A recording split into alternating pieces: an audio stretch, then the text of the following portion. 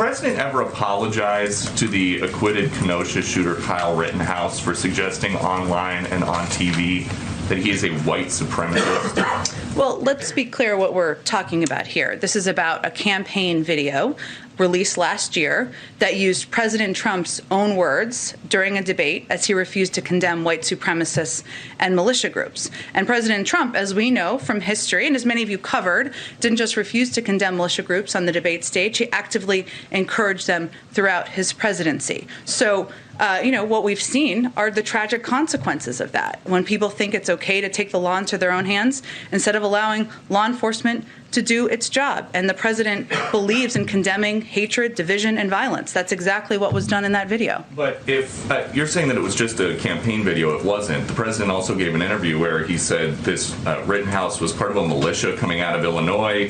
Have you ever heard this president referring to Trump say one negative thing about white supremacists? These are all things, none of this was proven in the trial. And Kyle Rittenhouse is saying that the president had actual malice in defaming his character. Is that what happened here? The president spoke to the verdict last week.